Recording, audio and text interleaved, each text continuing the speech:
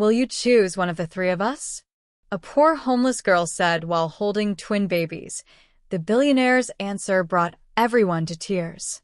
Will you choose one of the three of us? The night a billionaire's frozen heart finally broke open. Mister, are you rich enough to save us? She was standing in the middle of a Chicago sidewalk at 11:47 p.m. on the coldest night of the year, holding two babies like they were the only things keeping her upright, because they were 3 years old, barefoot in the snow. And she was looking straight at a man worth $4 billion like she had nothing left to lose. Marcus Hale had been walking out of his downtown restaurant, Alara, 3 Michelin stars, reservations booked 6 months out, when he almost stepped on her. He caught himself just in time, stumbling back against the brass railing of the entrance stairs. His bodyguard, Roy, grabbed his arm instinctively. What the? Marcus looked down. She was tiny, brown-skinned, big dark eyes surrounded by red from crying, hair matted with snowflakes that hadn't melted because she wasn't warm enough to melt them. She wore a pink coat 2 sizes too large, covered in dried mud on one sleeve. In her left arm, she held a bundle wrapped in a gray blanket, something moving slightly, making the softest sound Marcus had ever heard in his life. In her right arm, another bundle. Same slow, fragile movement. 2 babies. She was holding 2 babies. Roy, Marcus started. Sir, the car is all ready. Roy. The word came out quiet and sharp. Stop talking. He crouched down slowly to the girl's level, his tailored black coat brushing the snow. This close, he could see she was shaking. Not crying anymore, though her cheeks were still wet. She had clearly run out of tears. She looked at him with an expression no 3-year-old should ever own, the look of someone who had already done all the panicking and landed somewhere worse than panic. Somewhere like resignation. Hi, Marcus said softly. She didn't run. She didn't flinch. She just looked at him with those enormous eyes and asked the question that would later break the internet, shatter morning news segments, and destroy Marcus Hale completely from the inside out. Mister, are you rich enough to save us? The restaurant door opened behind him. Warm light and cello music spilled out briefly before someone caught the door and shut it. The world kept moving. Taxis splashed through slush. A couple walked past laughing, not looking down. The city did what the city always does. It kept going. Marcus Hale did not keep going. What's your name? He asked. She tilted her chin up. Lily. Okay, Lily. He kept his voice even. Steady. Are these your babies? The question was absurd. He knew it was absurd, but he needed to hear what she would say. They're my brother and my sister, she said. Their names are Zoe and Daniel. Daniel keeps making a noise like this, she demonstrated, a soft whimpering hum. And I think he's too cold, but I don't know how to make him not too cold. Marcus reached forward slowly and touched the edge of Daniel's blanket. The baby inside shifted. His fingers grazed skin. Ice cold. He stood up so fast Roy grabbed his arm again, thinking he'd slipped. Call Dr. Finn right now, Marcus said. Tell her I need her at my building in 20 minutes. And get the car. Not the SUV, the Escalade, it's warmer. Go. Roy was already on the phone. Marcus turned back to Lily. Where's your mom, sweetheart? Something passed across Lily's face. It was the first crack in her composure, just a small one, appearing and disappearing fast like she was holding herself together through sheer willpower. Then she looked down at the snow and said the sentence that made Marcus's chest feel like something had physically grabbed hold of it. She went to find food. That was a long time ago. She didn't come back. How long ago? Lily thought about it, counted something on the fingers of the hand gripping Daniel's blanket, when it was still light. But then it got dark. And then it got really dark. Hours. She'd been standing here for hours. How did you end up on the street? He asked. I walked, she said, like it was the most obvious answer in the world. I saw the lights. She nodded at the golden glow of Alara's entrance. Mama always says when you're scared you go toward the lights. Marcus looked up at the entrance of his restaurant. The warm amber sconces. The name in brushed gold letters. 3 Michelin stars. He had designed those lights specifically to feel welcoming. He had never once imagined this. Roy pulled up in the Escalade, the big engine humming against the quiet street. The door opened and warm air rushed out like a small miracle. Marcus looked at Lily. "Can I carry one of them? Just so your arms don't get tired." She assessed him. Carefully. Suspiciously. 3 years old and already measuring whether a man was safe to trust. It was the saddest and most impressive thing Marcus had ever witnessed. "You can carry Zoe," she finally said. "But be careful because her head has to be supported. Mama showed me." "Okay," he said. "I know how." He didn't know how. He had never held a baby in his life. He took Zoe with the kind of focused terror usually reserved for defusing explosives, and Lily watched him with her critical 3-year-old eyes and apparently decided he was doing it adequately. Zoe squirmed. Her face was pale, but she was breathing. She smelled like cold air and something faintly sweet. He helped Lily up into the SUV. She climbed up carefully, never letting go of Daniel, and settled into the leather seat and looked around with wide eyes at the warm interior and the screens and the cup holders. "This is very fancy," she said. "Yeah," Marcus said, climbing in beside her. "I guess it is." Roy closed the door and moved to the driver's seat. The vehicle pulled forward into the Chicago night. Lily looked at Marcus. She'd been thinking something this whole time.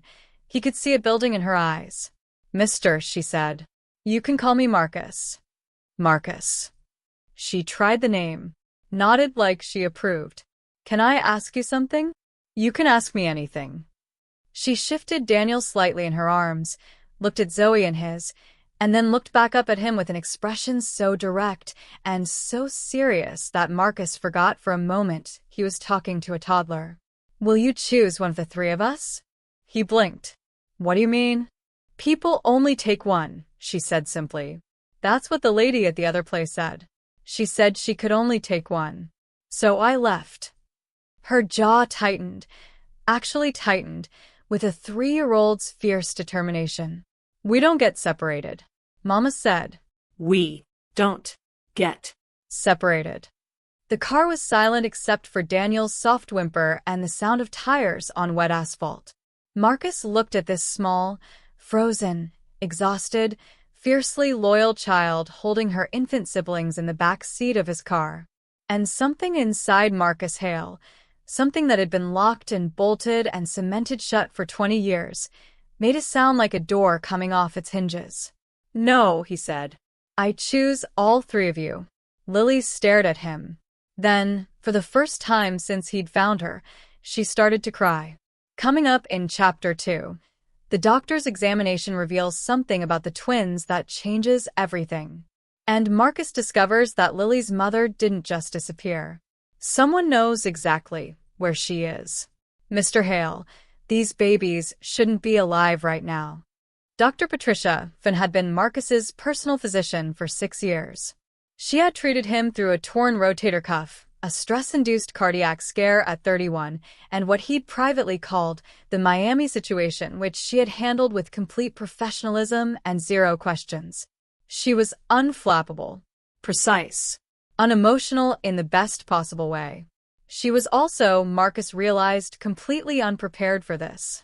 She stood in the doorway of the guest suite on the 34th floor of his residential building and stared at the scene in front of her. 2 infants laid on the center of a king bed surrounded by pillows, a small girl in an enormous Hale Enterprises branded hoodie sitting cross-legged between them, and Marcus Hale, billionaire, kneeling at the edge of the bed attempting to hold a bottle of warm water near Daniel's cheek because that was the only thing he could think to do. "Marcus," Dr. Finn said. "Patricia." He stood. "Thank you for coming. There are 2 babies." "Yes. And a child." She's 3. "Her name is Lily. The babies are approximately 3 months old. Names are Zoe and Daniel. They've been outside in the cold for at least 4 to 5 hours. Maybe longer." He paused. They need you to tell me they're okay. Dr. Finn crossed the room, set her bag down, and went to work. What followed was the longest 17 minutes of Marcus's life.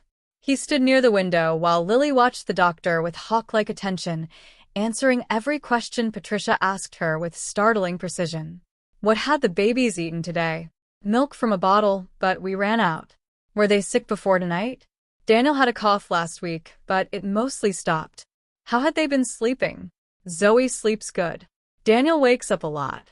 The doctor listened to hearts and lungs, checked temperatures, examined skin color and responsiveness. She didn't speak while she worked. Lily didn't speak either, and Marcus understood they had reached some unspoken agreement to let the professional focus. Finally, Dr. Finn straightened and looked at Marcus. Mr. Hale, these babies shouldn't be alive right now. The room went cold. What does that mean? Marcus asked carefully. It means Daniel is severely hypothermic.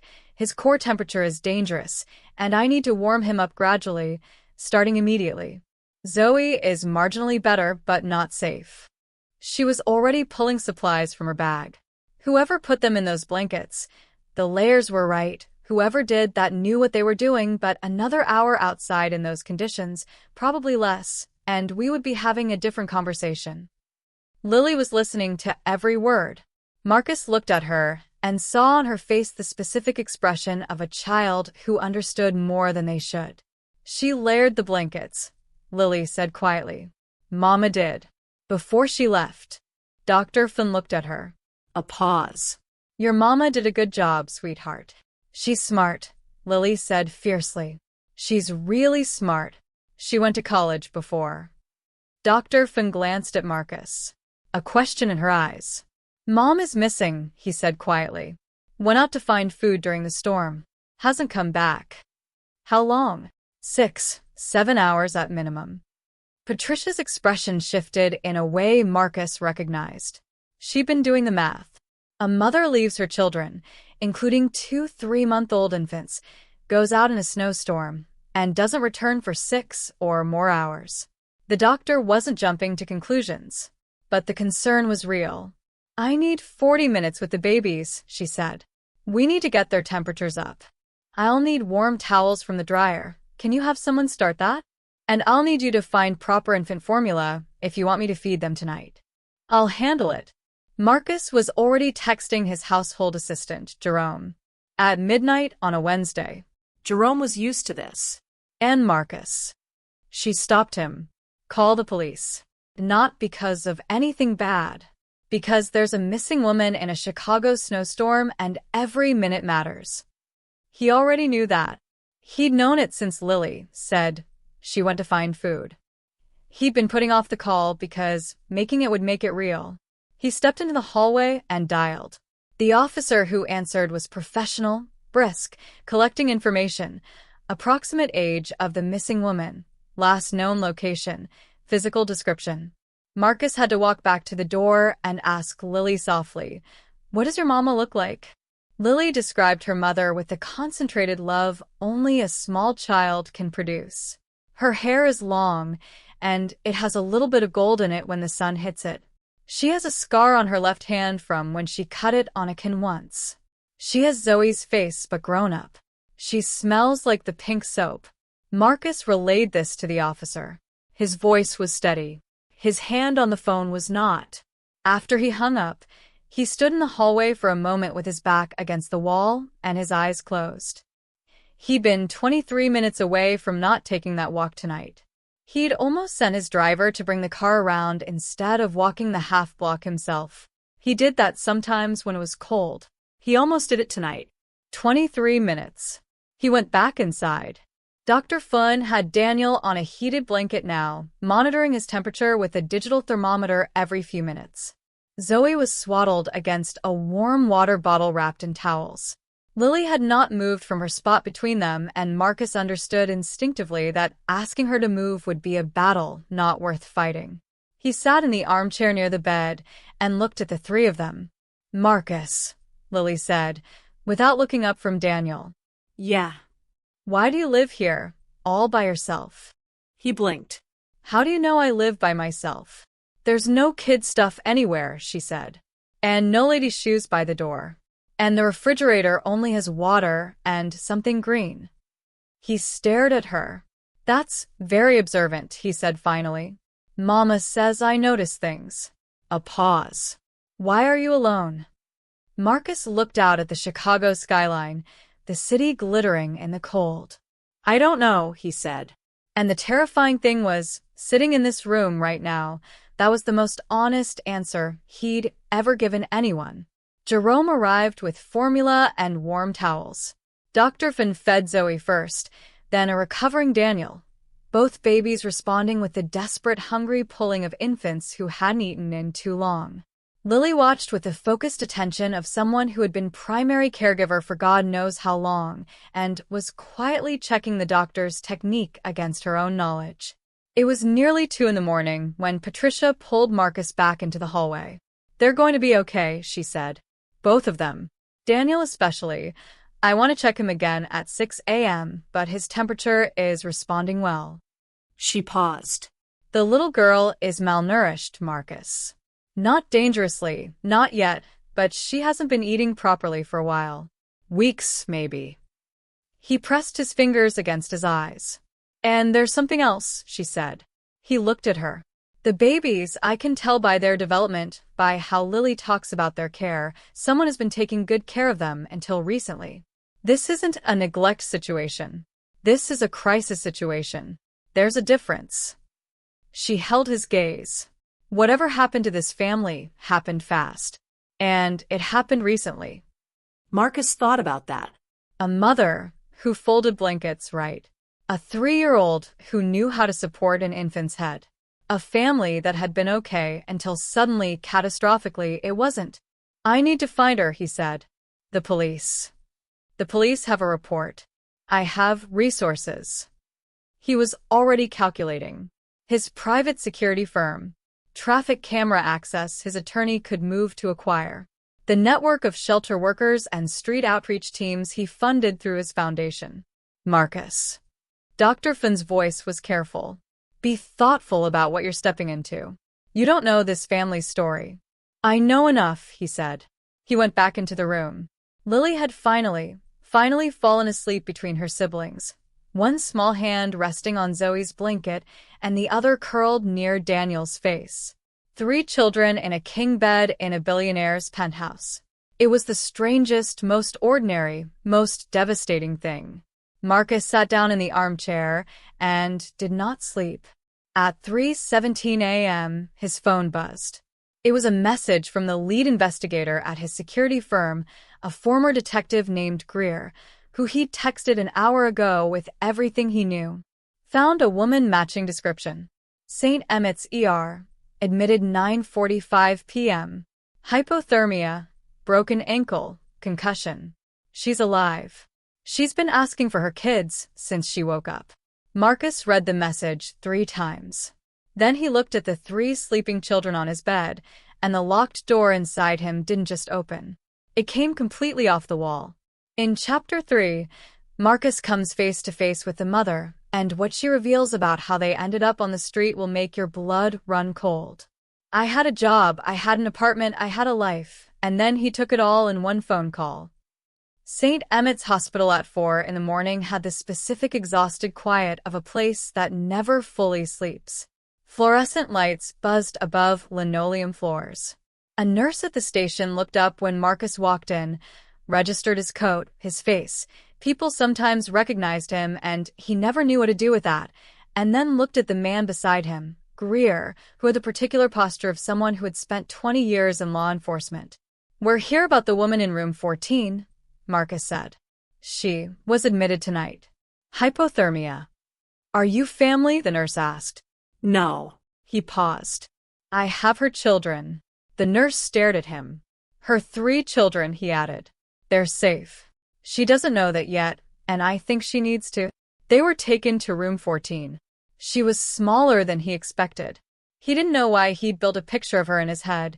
Maybe from Lily's description, maybe from imagining the person who could raise a child like Lily, but somehow he'd expected someone larger than life.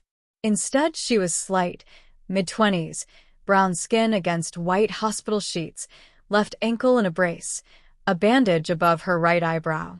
Her hair was the color Lily had described, dark with threads of amber gold, loose around her shoulders now. She was awake. When the door opened, she turned immediately, and the hope that crossed her face and then crashed when she saw it wasn't her children was one of the most painful things Marcus had ever witnessed. "Mrs." he started. "Ms." Her voice was hoarse but precise. "Ms. Camille Reyes. Not Mrs. Ms. Reyes. My name is Marcus Hale. Your children are safe." She made a sound that wasn't a word. Her hand came up to her mouth. She closed her eyes, and tears ran down both sides of her face, and she sat with that for a moment, just sitting with the relief of it, before she opened her eyes and looked at him with an expression that was equal parts gratitude and absolute ferocious suspicion. "Where are they?" she said. Not a question. A demand. "My building on North Lakeshore. With my personal physician. She's been monitoring the twins all night. Daniel had a temperature, but he's recovering. Zoe is doing better. Lily is asleep." He held eye contact. She walked 6 blocks, carrying both of them, looking for lights. Camille closed her eyes again. "Oh, Lily," she whispered. "I went to them as soon as I found them," he said. "I want you to understand that." She opened her eyes. The suspicion was back, fully, and he respected it. "Why?" she asked. "Because they needed help. People need help all the time, and you don't stop," she said flatly. "I know how this city works, Mr. Hale. I've been living in it on the wrong side of the line for 4 months now. Nobody stops." She tilted her head. "Why did you stop?" It was the exact right question, and he didn't have an exact right answer. "I almost didn't," he said honestly. "I almost sent my driver to get the car." She looked at him for a long moment. "Lily asked you something," she said. "It wasn't a guess. She asked strangers things. Direct things. Things that. She asked me if I was rich enough to save them." He paused. "And later she asked me if I would choose one of the 3 of them." The sound Camille made this time broke something in the room. "She heard that," she said, almost to herself. "I told her not to listen, but her voice stopped. Started again. 4 months ago, when things first got bad, I went to a family emergency shelter. They said they could only take 1 child per adult in the beds they had. I had 3. I said I wouldn't separate them." She looked at the ceiling. "We slept in a church hallway that night. And Lily, she must have heard the whole conversation." "What happened 4 months ago?" Marcus asked. Camille looked at him. Something shifted in her expression. A decision being made. He recognized it, the calculation of whether to trust a stranger with the truth. "You want to tell me it's none of my business," he said. "You're right that it isn't. But I'd like to know." "Why?" "Because it matters. And because I think someone did something to you. And I'd like to know who." A long silence. The monitor beside her bed beeped steadily. "I had a job," she said finally. "I had an apartment, I had an income, I had a life, and then he took it all in 1 phone call." Her jaw tightened. "My manager, Nathan Cole. I worked at Prentice Financial for 3 years. I was good at my job. I was up for a senior analyst position." A beat. "Nathan decided he wanted something for me that wasn't in the job description. I said no. He smiled and said okay." Marcus felt the anger start low in his chest. 2 weeks later, I was let go. Budget restructuring. I couldn't fight it because he'd made sure my personnel file had 6 months of invented performance issues. All perfectly documented. All completely false. She said it with the controlled fury of someone who had been through the whole cycle of rage and grief and had landed somewhere colder and harder. I had savings. 3 months of them. I had the twins at 7 months, they came early, and the hospital bills ate through what was left. My landlord sold the building to a developer. I had 30 days' notice.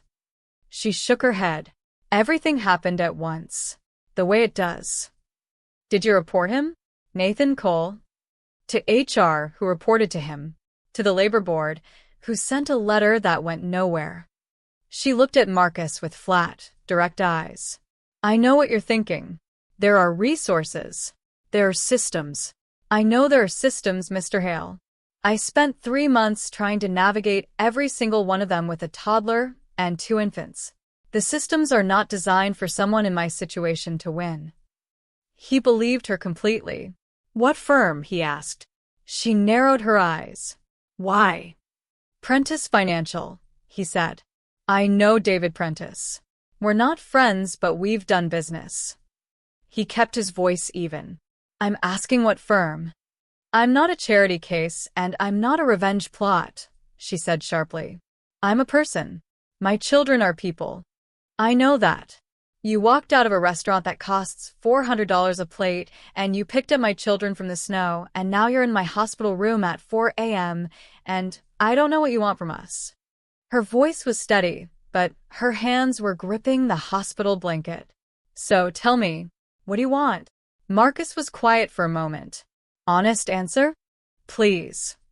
I don't know yet, he said. I know I want your children to be warm and fed and safe. I know I want you to have a real choice about what happens next, not a choice between bad options, a real one. And I know that whatever Nathan Cole did to you, his voice shifted slightly on the name, should have consequences. Camille stared at him. You're either the best man I've ever met, she said slowly, or you're the most dangerous. Those aren't mutually exclusive, Marcus said. For the first time, despite everything, the corner of her mouth moved. No, she agreed. They're not. He stood. I'm going to arrange a transfer to a private room tonight. You need to sleep. In the morning I'll bring Lily. She's going to want to see you the moment she wakes up, and we can talk about next steps when you're ready. He paused. You don't have to accept anything from me. The choice is yours. All I'm asking is that you let me make sure your children are warm tonight. Camille looked at him for a long moment.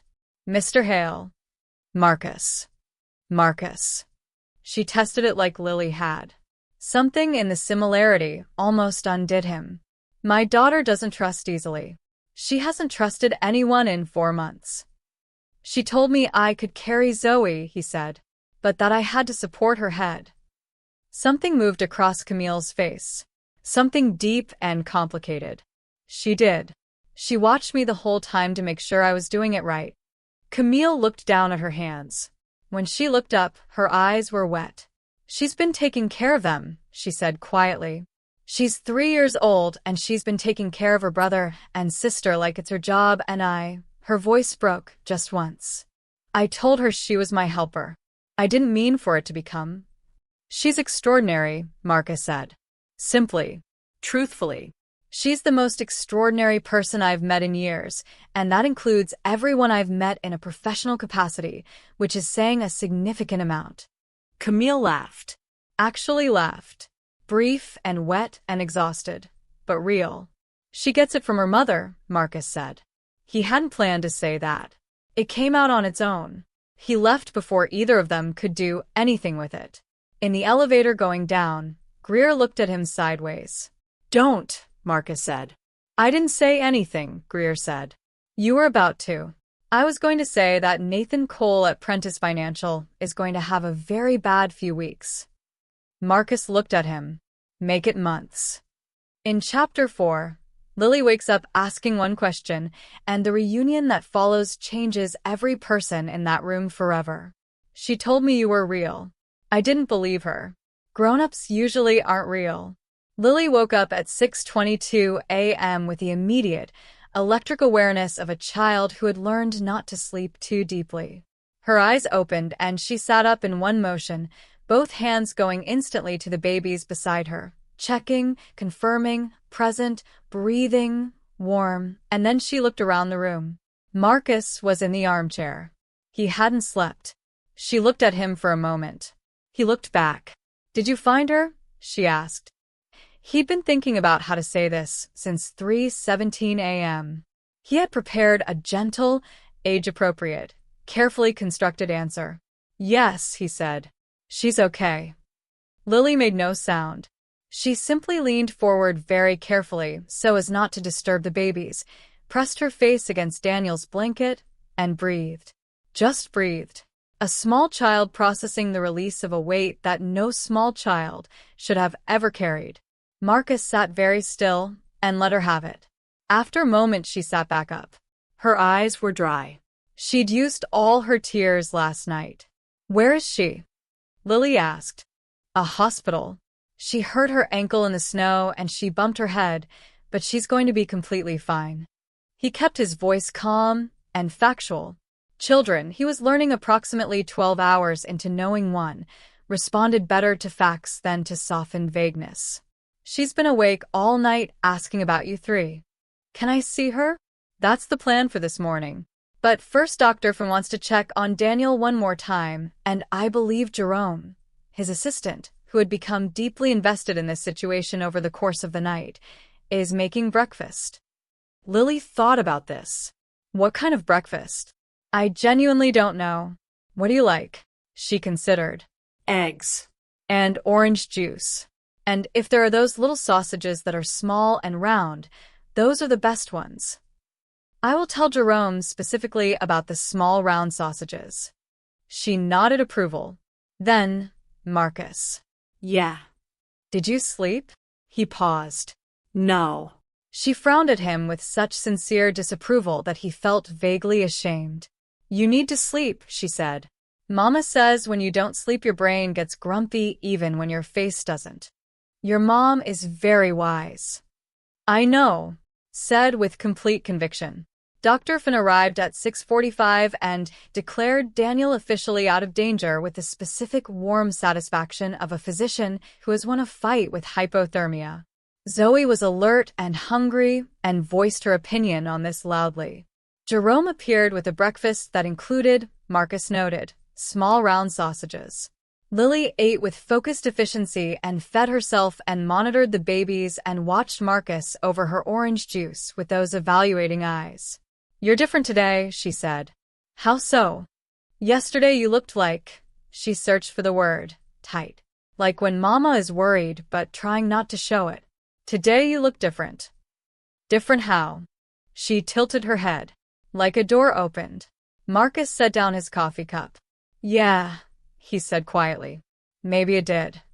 They arrived at St. Emmett's at 9:15, Lily holding Marcus's hand with a grip that was both trusting and tactical. She had Zoe to think about, whom Marcus was carrying, and she needed a free hand for Daniel's carrier handle, so Marcus's hand was structurally necessary. He understood this. It didn't matter. The grip was the grip. The nurse at the station recognized him from the night before and simply nodded toward the hall. Outside room 14, Marcus crouched down to Lily's level. She might look a little different, he said. She has a small bandage on her head. Don't be scared.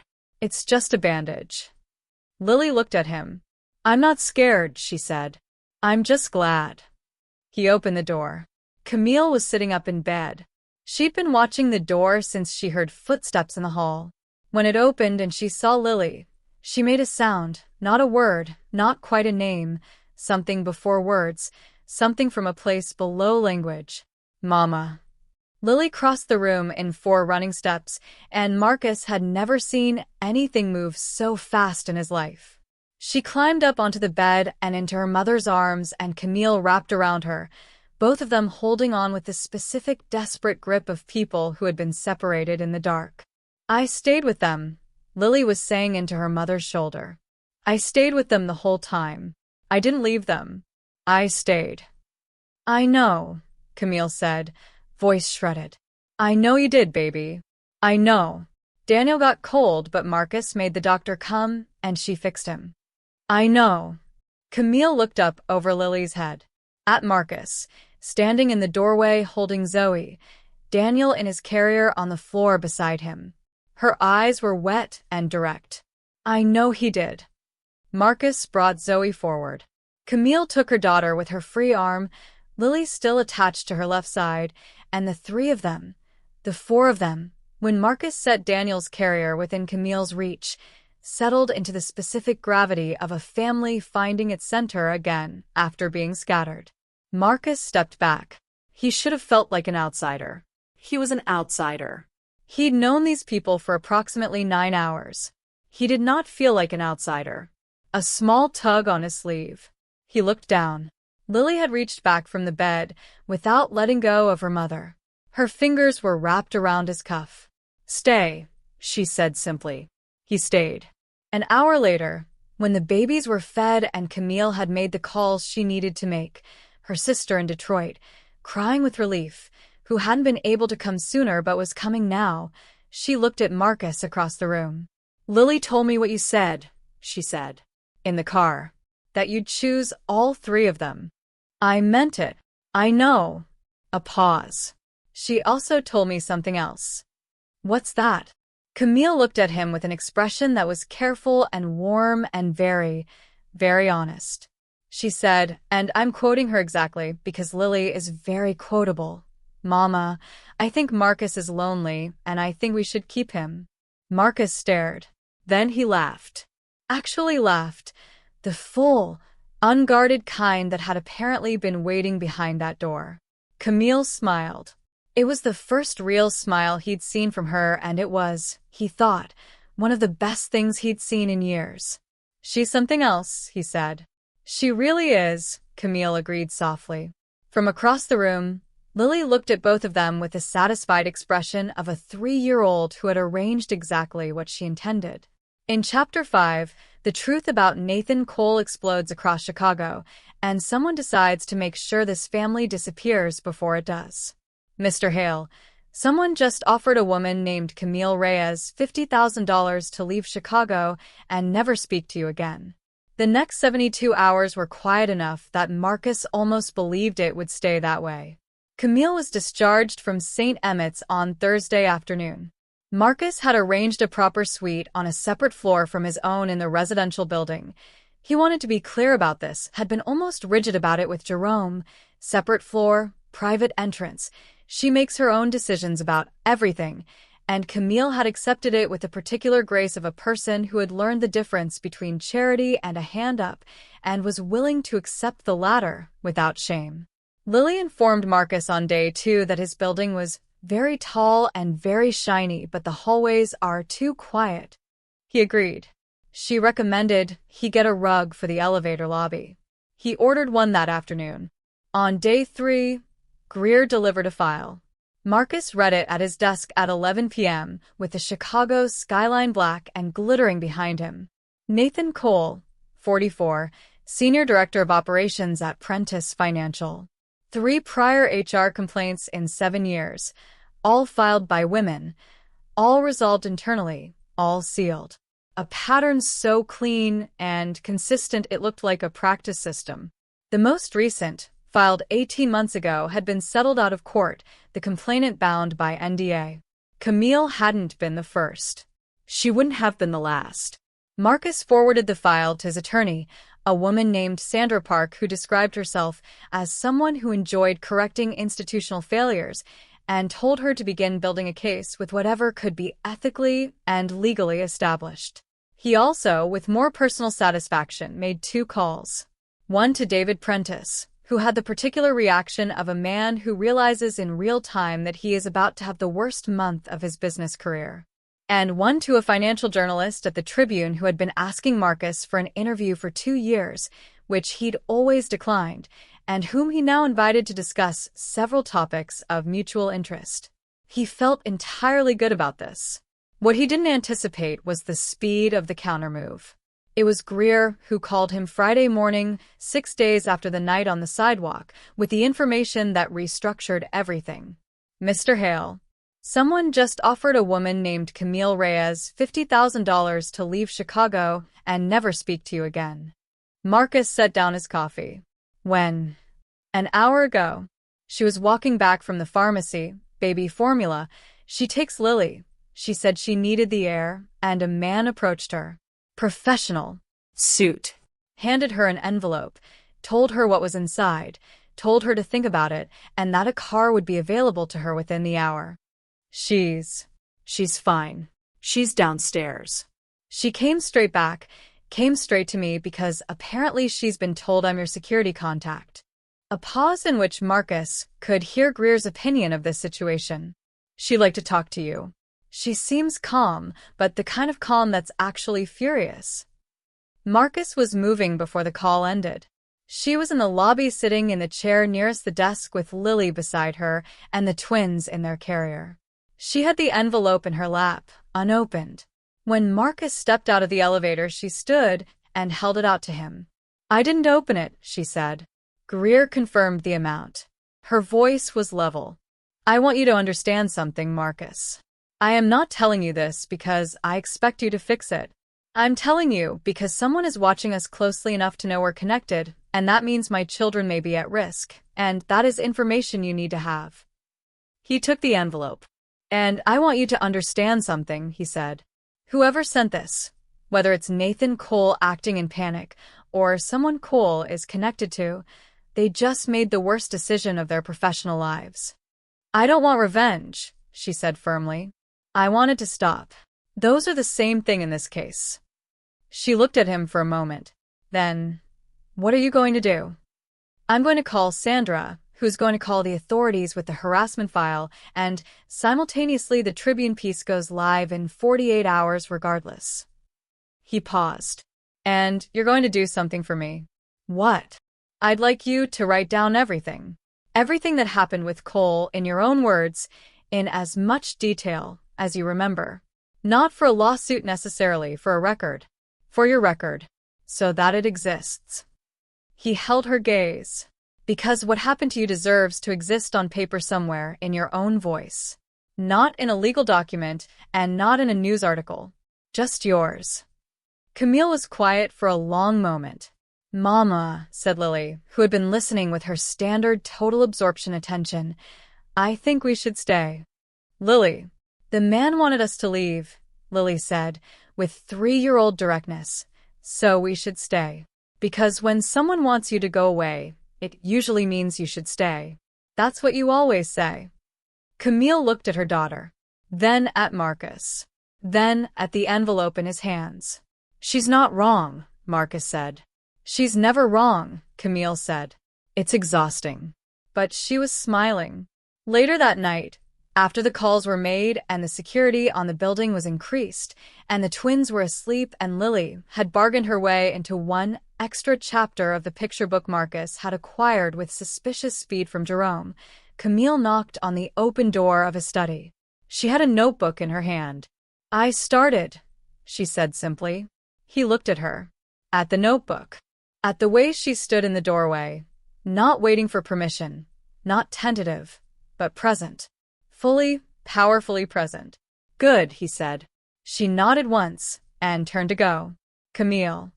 She stopped. "What you've done for those 3 kids," he started. "It's what you do," she said quietly. "When they're yours." She glanced back over her shoulder. "You'd understand that better than you think, Marcus." She left. He sat in his study for a long time, staring at the door, understanding something that had been building for 6 days in the part of him that had opened when a 3-year-old asked him a question in the snow. The final chapter, where everyone gets what they deserve, and Marcus asks a question of his own. "I've been asked a lot of questions in my life. Now I want to ask you one." The Tribune piece ran on a Tuesday. Marcus was drinking coffee at the kitchen counter on the 34th floor when his phone started moving with a particular vibrating urgency of a news cycle catching fire. He didn't look at it. He was watching Lily eat cereal with the focus ceremony she brought to all meals, and Daniel was in the bouncer near the window making small sounds of the morning light, and Zoe was asleep against Camille's shoulder while Camille read something on her tablet, and the whole scene had a quality of ordinary warmth that Marcus had no previous reference point for in his own life. "It's running," he said. Camille looked up. "The Tribune piece. It's live." She nodded slowly. She'd been interviewed by the journalist 2 days ago, in this kitchen, with quiet composure and precise detail. She had said what happened in her own words. She had not cried. Afterward, she had made tea and asked Lily what she wanted for dinner with the same energy, as if equal weight existed in all things. "How do you feel?" he asked. "Like I've been holding a door shut for 4 months," she said, "and someone just helped me take my hands off it." By noon, Nathan Cole had been placed on administrative leave pending internal review at Prentice Financial. By 3 p.m., 2 other women had contacted the journalist. By 6 p.m., the story had been picked up nationally. By 8 p.m., Nathan Cole's attorney had released a statement that used the phrase categorically denies 4 times in 6 sentences, which Marcus's attorney Sandra described over the phone as the verbal equivalent of someone running in a very obvious direction. David Prentice called Marcus personally. The conversation was short. Marcus said 3 sentences and waited. David Prentice said the words full independent investigation and accountability and deeply troubled. Marcus said, "Good. Make it true," and hung up. But none of that was the moment that mattered. The moment that mattered happened the following Saturday morning. It was 3 weeks and 2 days since the night on the sidewalk. Chicago had gotten colder and then slightly less cold, and the snow on the street below had gone from white to gray to the color of old decisions. Camille's sister, Grace, warm and loud and deeply opinionated about everything in the best way, had arrived from Detroit and was currently in the kitchen making food that filled the entire floor with something that smelled like a real home. Lily was in the living room constructing something architectural with the blocks Marcus had bought.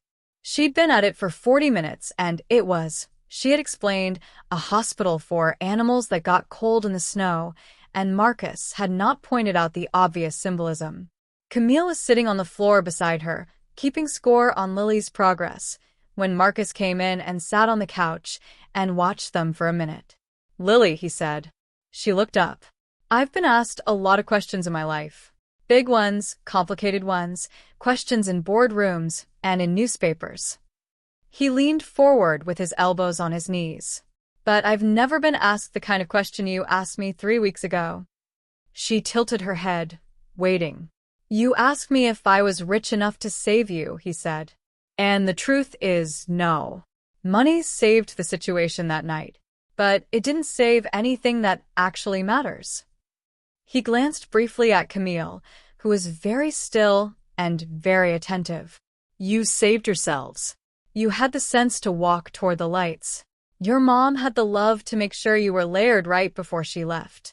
And you," he looked at Lily, "you refused to leave your brother and sister. That's the thing that actually mattered." Lily considered this with the gravity she gave everything. "But you stopped," she said. "I stopped," he agreed. "That mattered too." "Yeah," he said. "I think it did." He reached into his jacket pocket and set something on the coffee table between them. "A key." Simple, silver, labeled with the number of the floor. Camille looked at it, then at him. "I'm not proposing anything dramatic," he said carefully. "I'm not proposing anything, full stop. He stopped. "Tried again. Grace is here. You have options now. The case is moving. You're going to be okay, the 3 of you, without any help from me." He met Camille's eyes. "But I'd like, if you're willing, for okay not to be the ceiling. There's an apartment on that floor that has never been lived in and has 3 bedrooms and is apparently far too quiet in the hallways." A brief look at Lily. "I've been informed it needs a rug." Lily's eyes went to the key, then to her mother. Camille was looking at Marcus with that expression he'd first seen in her hospital room, the one that measured whether a man was dangerous or whether he was good, and held the understanding that those could coexist. "What do you want from us, Marcus?" she asked. Not the same question as the hospital. A different version of it. A better version. Honestly, he held her gaze. "I want Lily to tell me when I'm too quiet. I want Daniel and Zoe to grow up knowing someone else is in their corner. And I'd like," he stopped again, and the thing behind the door, the thing that had come off its hinges in the back of an Escalade 3 weeks ago, spoke clearly for the first time. "I'd like to find out what kind of person I am when I'm not alone." The room was quiet. From the kitchen, Grace's voice floated through, singing something slightly off-key. Daniel made a happy sound. Zoe reached out from her bouncer and grabbed air. Lily picked up the silver key from the coffee table, held it for a moment with both hands like she was checking its weight. Then she walked over to her mother and set it in her palm. She looked at Camille with those enormous dark eyes. "Mama," she said, "I think we should stay." Camille closed her fingers around the key. She looked at Marcus. And the woman who had lost everything in 4 months, who had walked into a snowstorm to feed her children and walked out of it changed forever, who had written her truth in a notebook and held a door shut until someone helped her let it go, that woman smiled. Slowly. Fully. Like a door opening. "I think we should stay too," she said. Marcus exhaled. Lily immediately returned to her hospital for cold animals, satisfied with her work, already planning the next level. And outside the windows of a too-quiet penthouse on North Lakeshore, Chicago kept going. Taxis in the slush, people with their heads down, a city full of sidewalks where extraordinary things either happen or don't depending on whether anyone decides to stop. Marcus Hale had stopped. It turned out to be the best decision he'd ever made. And if you asked Lily what happened that night, years later, when she was old enough to tell the whole story, she would say, "A man walked out of a restaurant and almost didn't see us. But he did. And I asked him a question. And he gave the right answer." Then she would think for a second, the way she always thought things through, and she would add, "He's not lonely anymore."